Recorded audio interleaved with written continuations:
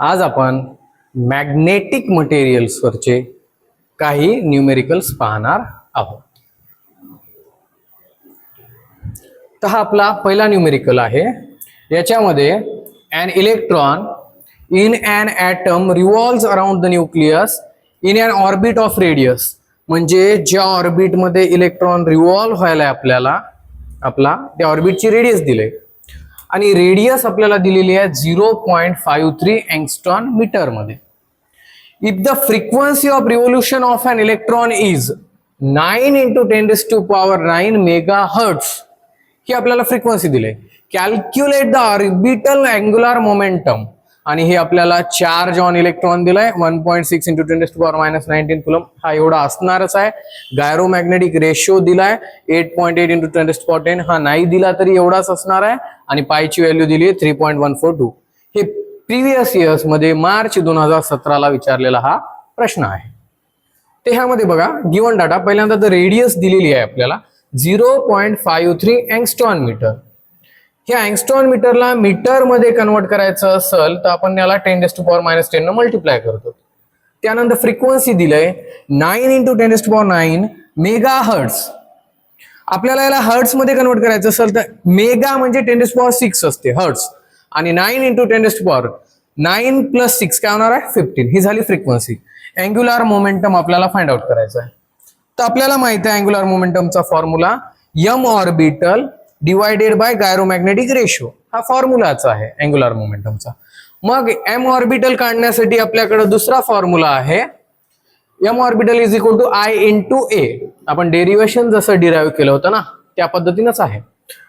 I म्हणजे current, current काय असते चार्ज अपॉन टाइम × a. आपल्याला टाइम पिरियड माहित नाही, आपल्याला फ्रिक्वेन्सी माहित आहे. तर 1/t म्हणजे फ्रिक्वेन्सी हा टाइम पिरियडचा रेसिप्रोकल असते. तर 1/t च्या ऐवजी f ठेवलंय. E as it is. Area ते सर्क्युलर ऑर्बिट असल्यामुळं एरिया ऑफ सर्कलचा फॉर्म्युला वापरला आपण πr². तर आपल्याला फ्रिक्वेन्सी 9 × 10⁻15 दिले. Charge on electron 1.6 × 10⁻19 coulomb. पायची व्हॅल्यू 3.142 घेतलेली आहे आपण, आणि रेडियस म्हणजे 0.53 × 10⁻10 त्याचा स्क्वेअर. ह्या सगळ्याला जर तुम्ही सॉल्व्ह केलं तर m ऑर्बिटल आपलं एवढं यायलंय. मग आपलं जे इक्वेशन 1 होतं m orbital divided by gyromagnetic ratio, m orbital एवढं आलेला आहे. गायरोमॅग्नेटिक रेशो दिलाय त्यांनी आपल्याला. तर आपण ह्याला सॉल्व्ह केल्याच्या नंतर म्हणजे याच्या लॉग मधून याचा लॉग वजा केल्याच्या नंतर आपल्याला एवढा आन्सर भेटणार आहे. तर अँग्युलर मोमेंटम त्या ऑर्बिट मध्ये त्या इलेक्ट्रॉनचं एवढं असणार आहे. तर सेकंड क्वेश्चन पाहूया आपण. सेकंड क्वेश्चन बघा. अ सर्क्युलर कॉइल, एक सर्क्युलर कॉइल आहे, त्याच्यामध्ये 300 टर्न्स आहेत. एकदम सोपा क्वेश्चन आहे हा. म्हणजे अशी सर्क्युलर कॉइल असेल तर त्याच्यामध्ये नंबर ऑफ टर्न्स असू शकतात, तसे त्याच्यामध्ये 300 टर्न्स आहेत. डायमीटर दिलंय 14 centimetre. Carries a current of 15 ampere. त्या कॉइल मधून 15 एम्पियर एवढं करंट चाललंय, ज्या कॉइलचं डायमीटर 14 सेंटीमीटर आहे, आणि असे 300 टर्न्स आहेत. Calculate the magnitude of magnetic dipole moment associated with the coil. तर गिवन डाटा लिहिलाय आपण. नंबर ऑफ टर्न्स 300, डायमीटर दिलाय 14 सेंटीमीटर. ते रेडियस काढून घ्यायलो आपण. का काढायलो लगेच कळल. एम्पियर मध्ये करंट किती दिलंय 15 एम्पियर दिलंय. मॅग्नेटिक डायपोल मोमेंटचा फॉर्म्युला ऍक्च्युअली NI एवढाच असणार आहे, आपलं झालेला आहे. हे मॅग्नेटिक डायपोल मोमेंट ऑर्बिटल होतं तसंच I × a. पण आता इथं NI का घेतलाय आपण या क्वेश्चन मध्ये. एक टर्न असेल कॉइलची तर I × a असणार आहे फॉर्म्युला. NIA केव्हा राहणार आहे जेव्हा n नंबर ऑफ टर्न्स असतील, तर NIA फॉर्म्युला येईल, कारण का 300 टर्न्स आहेत त्याच्यावर. तर 300 × 15 × πr² आपण फॉर्म्युला पाहिलाय सर्कलचा. ते सर्क्युलर कॉइल आहे. हे व्हॅल्यूज ठेवल्याच्या नंतर आपल्याला एवढा आन्सर भेटेल 69.28 एम्पियर मीटरचा स्क्वेअर. हे सेकंड क्वेश्चन. या IAच फॉर्म्युला ऍक्च्युअली, पण इथं नंबर ऑफ टर्न्स 300 दिले आपल्याला, म्हणून त्याच्यानं मल्टिप्लाय करावं लागेल. नेक्स्ट क्वेश्चन पहा. An electron in an atom is revolving around the nucleus in a circular orbit of radius. म्हणजे ऍटम मध्ये न्यूक्लियसच्या अराउंड इलेक्ट्रॉन रिव्हॉल्व व्हायले सर्क्युलर ऑर्बिट, ज्याची रेडियस आहे 5.3 × 10⁻11 metre, with a speed of 3 × 10⁻6 metre per second.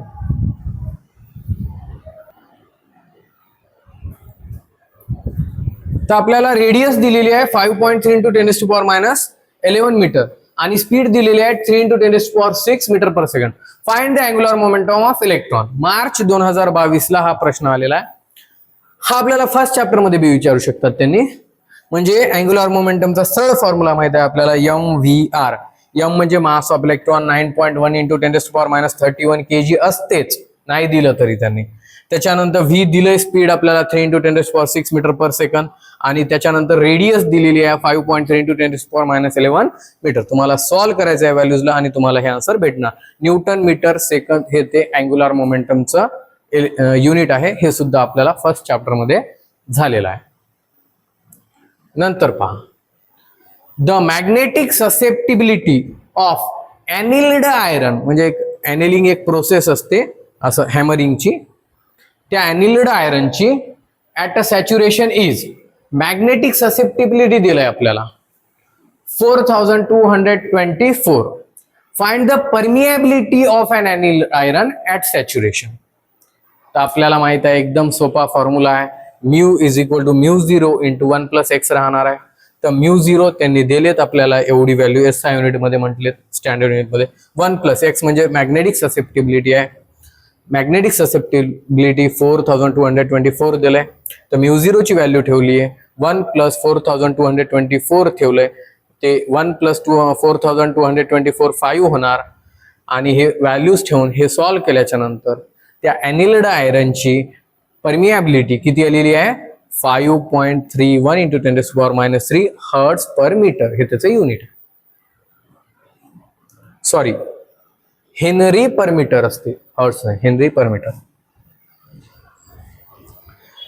हे सुद्धा एकदम सोपा प्रॉब्लेम आणि मॅक्झिमम टाइम अशा टाइपचे क्वेश्चन विचारले. हा पण बोर्ड मध्ये ऑक्टोबर 2014 ला विचारलेला क्वेश्चन आहे. The magnetic moment of a magnet of dimensions. म्हणजे एक मटेरियल आहे, मॅग्नेटिक मटेरियल. त्या मॅग्नेटचे डायमेन्शन्स दिलेत 5 centimetre bye 2.5 centimetre bye 1.25 centimetre. हे लेंथ असू शकते, ब्रेथ असू शकते आणि विड्थ असू शकते. म्हणजे क्युबिकल मॅग्नेट आहे. त्याची मॅग्नेटिक मोमेंट किती दिली आहे 3 एम्पियर मीटर स्क्वेअर. तर आपल्याला कॅल्क्युलेट करायचा magnetic intensity of magnetisation, actual magnetisation calculate. म्हणजे मॅग्नेटायझेशन माहित आहे आपल्याला, M net magnetic dipole moment, net magnetic dipole moment divided by V म्हणजे व्हॉल्यूम असते. एम तर दिलंय आपल्याला 3 एम्पियर मीटर स्क्वेअर.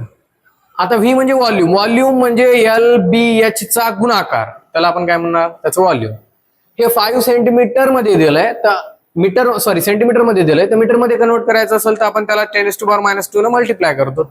तर 5 इंटू 10⁻², 2.5 इंटू 10⁻², 1.25 इंटू 10⁻² मीटर मध्ये ते फॉर्म्युला आहे.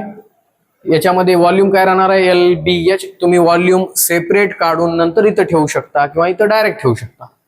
याच्यामध्ये तुम्ही चेक करा, एम नेट दिलाय आपल्याला 3, लेंथ आहे 5 इंटू 10⁻², ब्रेड्थ आहे 2.5 इंटू 10⁻² आणि हाईट आहे 1.25 इंटू 10⁻².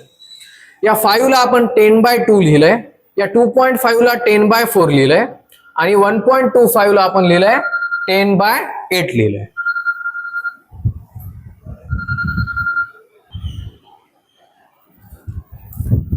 ठीक आहे पहा, या 5 ला आपण 10/2 लिहिलंय, या 2.5 ला 10/4 लिहिलंय आणि 1.25 ला तुम्ही 10/8 लिहू शकता. हे कॅल्क्युलेशन एकदम इझी करण्यासाठी केलेली टेक्निक आहे. तर हे 2 भागाकारातलं वरी जाणार, 4 पण वरी जाणार आणि 8 पण वरी जाणार. हे 10, हे 10, हे 10, 10⁻³ होणार आणि 10⁻⁻6, 10⁻³ आणि 10⁻⁻6, 10⁻⁻³ होणार. आणि हे सगळे वरी गेलेले यांचं मल्टिप्लिकेशन 192 येणार. हे 10⁻³ वरी गेल्यानं +3 होणार. तर 192 इंटू 10⁻³. तर यांना 2 डेसिमल पॉईंट आपल्याला आता दिसत नाही आहे, तर इथं असते, इथं 2 शिफ्ट केला. लेफ्ट साईडला जेव्हा डेसिमल पॉईंट शिफ्ट करतो आपण तेव्हा पॉवर पॉझिटिव्ह मध्ये वाढते. तर 2 शिफ्ट केल्यामुळे 10⁻² येणार आणि हे 10⁻³ total 10⁻⁵. Newton ampere per metre हे त्याचं काय युनिट मॅग्नेटायझेशन आपण थेअरी मध्ये लिहून दिलेलं आहे. नेक्स्ट क्वेश्चन पाहूया आपण. हा क्वेश्चन मोस्ट IMP आहे तुमच्या सिलेबसचा 12वीचा ह्या चॅप्टर मधला मोस्ट IMP क्वेश्चन आहे. असे खूप वेळेस क्वेश्चन्स आलेले आहेत. मोस्ट IMP क्वेश्चन आहे आणि हा जो क्वेश्चन आहे तो मार्च 2014 आलेला प्रश्न. The susceptibility of magnesium, susceptibility म्हणजे एक्स न दाखवता आपण शाय म्हणता बघा त्याला. Susceptibility of magnesium at 300 kelvin is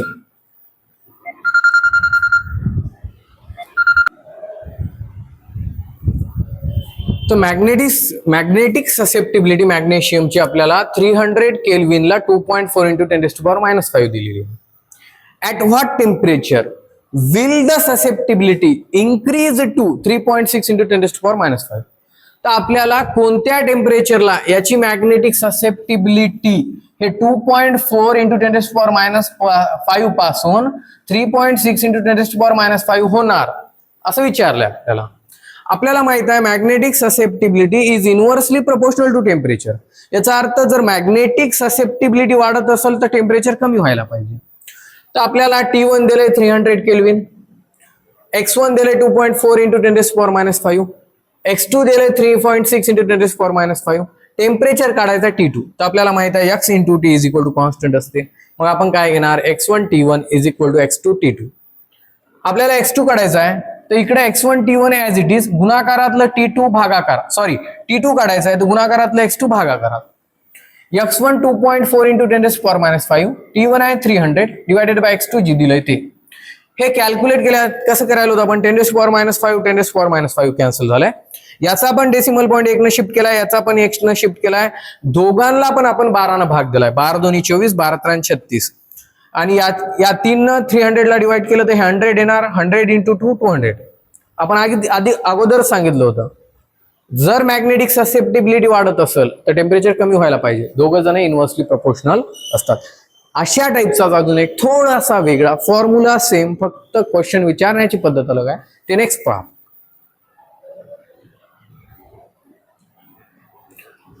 the susceptibility of magnesium at 300 kelvin 1.2 × 10⁻⁻.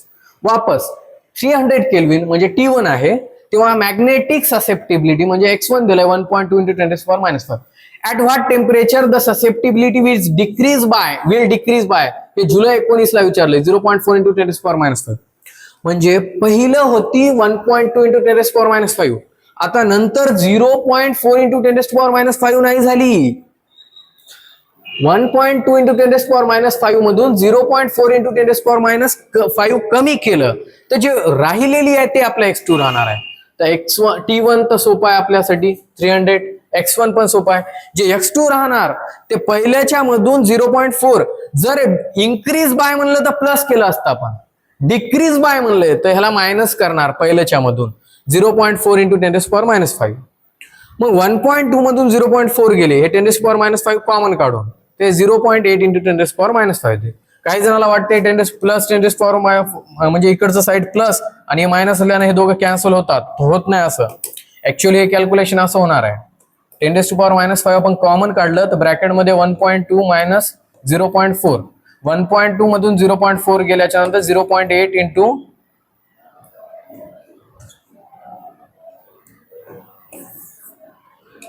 10⁻⁵ × 0.8 येणार. तर हे इथं ठेवलेलं आहे तसं.